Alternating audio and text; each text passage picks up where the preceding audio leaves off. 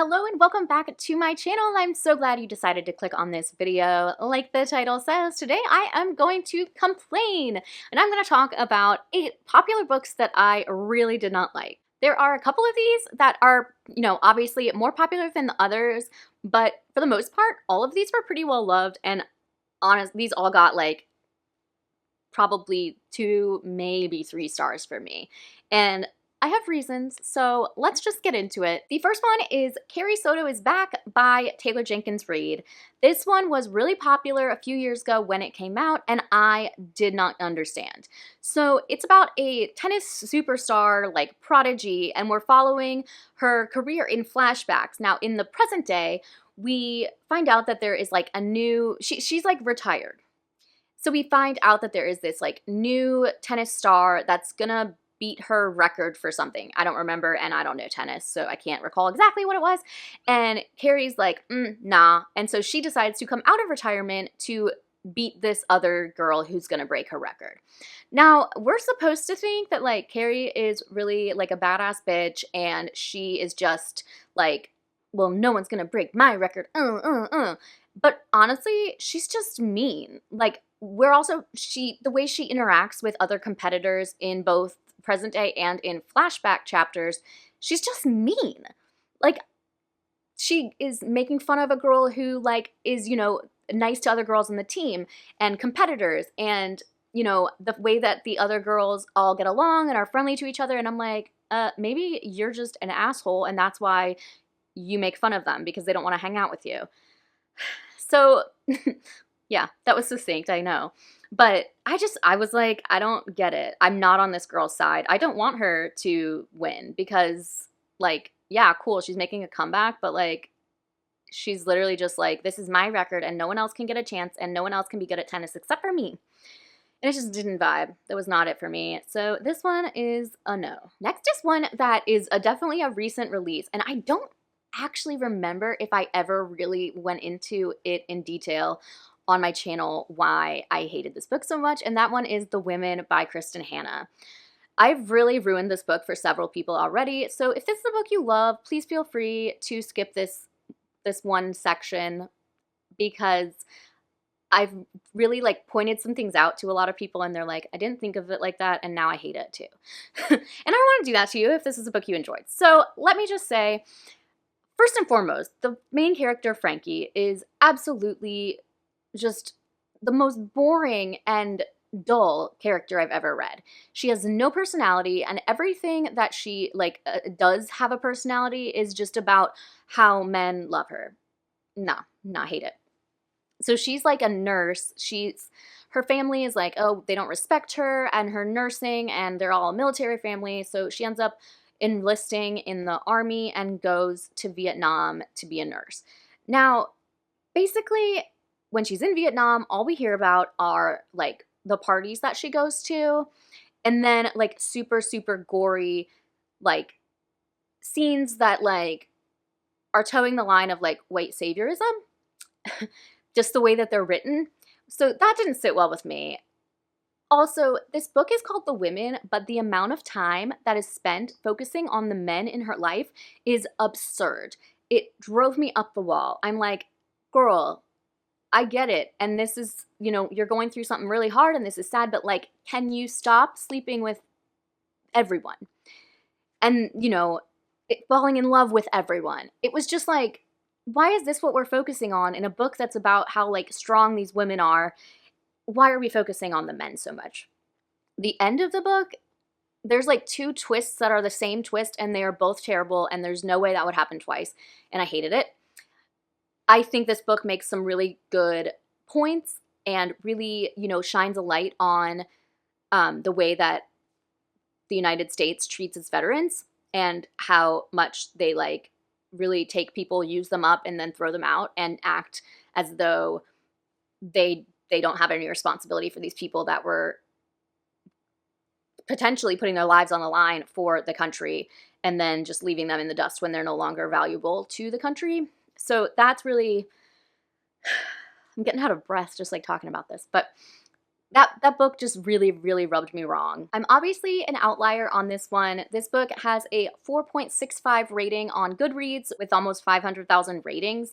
So, you know, clearly I'm a minority here, but I feel like my reasoning is pretty valid, and yeah, not the book for me. The Guest List by Lucy Foley, but you could also say basically anything by Lucy Foley. This author only knows how to write one kind of story, and it's like a locked room mystery of sorts, but like not even an interesting one. I feel like she has put me off of locked room mysteries forever because I've read And Then There Were None, loved it, so great.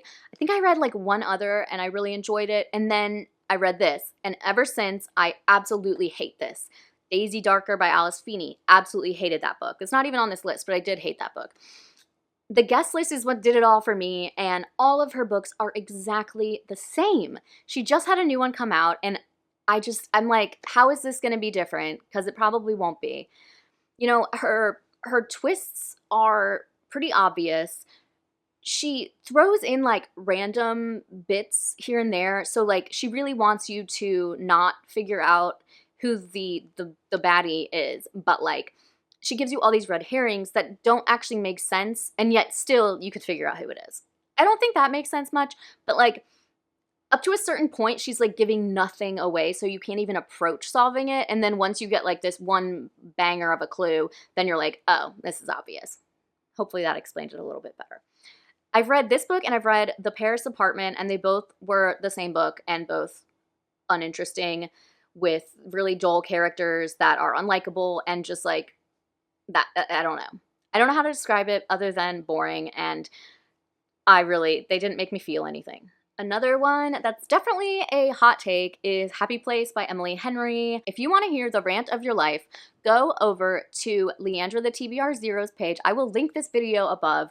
She describes so well everything that I hated about this book, and she says it a lot more eloquently and just without being ranty, actually. I said the rant of your life, whatever. She explains it really well, why these valid points of why this book did not work for her, and additionally didn't work for me. The main thing is that these friends are not friends. They all are acting terribly to each other. They act like they know each other so well, and then there's just like no substance in their relationship.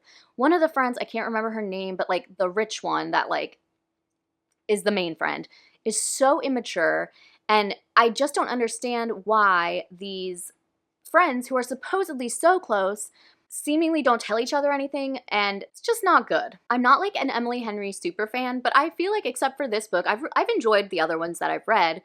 None of them have been like super favorites ever, although I really did love Beach Read. But this one, I really was truly hate reading it by the end, and yeah, it's a no for me. Okay, this next one is like a Christmas book that I don't know if it's like very popular or well-loved, but it's kind of like this author in general. Despite not reading any of her other books by her, I have gotten the vibes from like reviews and stuff, and that's Window Shopping by Tessa Bailey. So I'm not a romance reader for the most part. Occasionally, here and there, I enjoy a romance, but like this was hilarious. It read like a parody. It read like a joke. It's about like this woman who really wants to like design like window displays at like department stores, but she just got out of prison and she can't get a job. And then this like manager that works at this department store like sees her eyeing the display, and she criticizes it, and he's like, well, what would you do better? And he's like a big nerd with like a bow tie, and like he like loves Christmas so much, and like he's the sunshine, she's the grumpy. And then like the sex scenes are embarrassingly horrible. Like so bad. So bad. I can't take it. Let's see. I got a lot of joy out of reading the like Goodreads reviews that are low starred, because I was just like, like imagine throwing like Christmas into sex, and like nah, no thank you. Those things do not go together. So they also like I just remember this one part in particular that I just have to talk about. These two, one is the manager at the store, and he hires this girl to do like the window dressings. And at some point they like talk about how they're like gonna be together or whatever. And they like go into his office at work, and I can't remember exactly how it happens, but like everybody knows that they're about to go in his office and have sex at his job, at their jobs. What? And what? And nobody's like weird about it. And I remember just sitting there and being like, what is happening? I don't understand. So yeah, this was just bad. And I feel like that's what I hear about a lot of Tess Bailey's books, so I definitely will not be returning to read any of hers. Another thriller is In My Dreams I Hold a Knife by Ashley Winstead. This was just like not for me. This, I think I might have read too many similar books around the same time, and that definitely did not help its case. But this is about like a college reunion where this group of friends that like is going back to like reunite on the campus where like one of their own was murdered, like back in college. And like, oh, but there's somebody like that knows what they did and is like, whatever. It's a stupid trope. Like, it's just, ugh, I hate it. And first of all, this is petty, but like the characters' names, I remember being very stupid and that frustrating me. I also feel like the way that these like couples were coupled was like kind of incestuous, because like these two were together and then, oh no, these two are together and then this guy's with the, and I was just like, I can't handle this. This is giving me the ick. And the big reveal, the twist, again, was like pretty obvious and just kind of underwhelming. People love this book and I do not get it. I've tried to read Ashley Winstead's books. This one, I read The Last Housewife. That's about a cult. Like, that should have been right up my alley. Was not. Was so unhinged. And then her most recent one, Midnight is the Darkest Hour, I couldn't even finish. And that's a popular opinion. A lot of people couldn't finish this one. So she's just not my author. I know that a lot of people really do enjoy her books, but no. So there was this like period a couple years ago where basically any book that was about white people being terrible to black people was compared to Get Out. And this book definitely fell victim to that. It is Ace of Spades by Farida Abike Idimide. It's really important to me to get people's names correctly. However, I could not find a pronunciation for this on Google so I could say it correctly. So I am embarrassed, and I am so sorry that that was not probably the correct pronunciation. So please feel free to correct me in the comments if you do know the correct pronunciation. Anyways, now I'm going to criticize her book. So this was a book about like these two black kids that go to this like all-white private school, and they are kind of the, you know, charity cases of the school, and everybody is kind of just like, oh, that's cute for you, whatever. They start getting these like weird text messages from, it just says like Ace, kind of like a Gossip Girl situation. And my big issue with this, again, everything compared to Get Out, like we don't need to compare everything to this because that was an incredible movie. And it's just setting their readers up for disappointment when it doesn't really hit the same. The end of this was just a little too unbelievable. And I can appreciate that I am not, I have no right to say that this book is unbelievable because I'm not black. I don't, and I'm not a person of color at all. So like, I don't get to like claim that this is unrealistic and that like this would never really happen. But it did feel like that. And I've spoken to several people about this, and everyone's like, yeah, it's like kind of an exaggeration. It's, you know, trying to prove a point. And like, that's fine. I just felt like it took me out of the story, and I feel like a little more subtlety would have made this a 5-star read, and instead it was like a 2.5. Hopefully that makes sense and is unoffensive, but please call me out if you want to and you have something to say. And the last one on this list is The Ballad of Songbirds and Snakes by Suzanne Collins. So this felt like one of those books, and I'm just like, did we have to do this? Kind of like Midnight Sun, which I didn't read, but I'm just like, did we need this? Who asked for this? I didn't watch the movie either because I just was so disenchanted with the book. I don't think we needed a book about President Snow as a child. He is an evil, evil person, and we did not need like his backstory and to feel sympathy for him, because there's just no way that I'm gonna feel anything.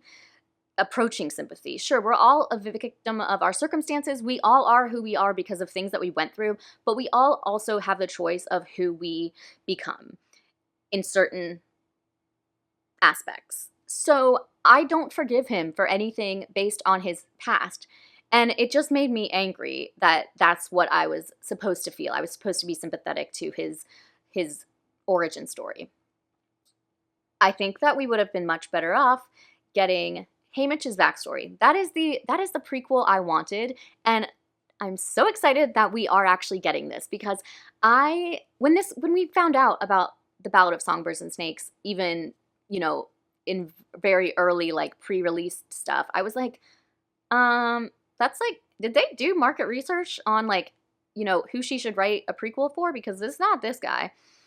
Haymitch's prequel needs to be mind-blowing, and I feel like we're already off to a good start just by doing hers. I would love to hear about like Effie's origin story. There's just so many other more exciting characters, and like more characters that you can feel a little bit more for. You know, Effie, kind of morally gray character. She's definitely a product of circumstance, but like, is she a bad guy? Is she a good guy? Is she a good guy that's working with the bad guys? Like, what are we doing? Haymitch, like, great character, really complicated. He's a drunk, but he's a good guy? Maybe, we don't know what. There's just so much complexity to these two characters, whereas President Snow is truly presented as like, he is evil. And so to read his backstory is just like not doing him any favors. Like, nobody's mind is changed about him. So thanks for listening to this fun rant of 8 books that people liked that I did not like. And I want to know your opinions. I want to know what book you hated that everyone else liked and you are just like, what do I not understand about this? So please let me know in the comments. If you liked this video, give it a thumbs up. If you haven't subscribed, I would love it if you would. And I will see you in the next one. Bye!